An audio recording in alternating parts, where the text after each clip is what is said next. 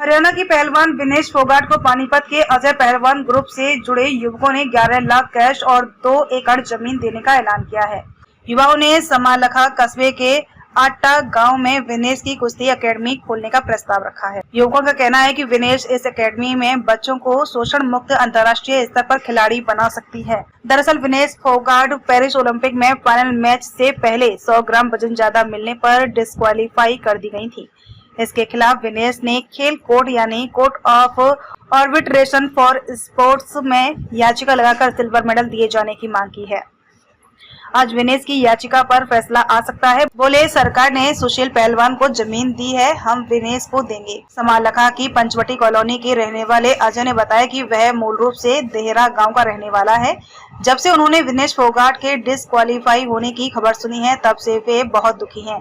उन्होंने जंतर मंतर पर भी विनेश का साथ दिया था। पेरिस ओलंपिक में भगवान को बेशक मेडल मंजूर नहीं है, लेकिन देश विनेश के साथ है। विनेश का दिल टूट रहा है। पूरे देश को विनेश के मान सम्मान करके इस दुख की घड़ी में उसका साथ देना चाहिए।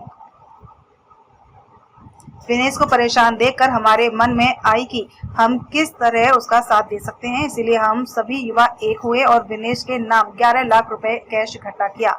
साथ ही एकेडमी के लिए 2 एकड़ जमीन देने का भी ऐलान किया गया है। सरकार ने सुशील पहलवान के नाम जमीन दी थी, इसी तर्ज पर हमने जमीन देने का प्रस्ताव रखा है। परिवार से सलाह कर जमीन दे रहे।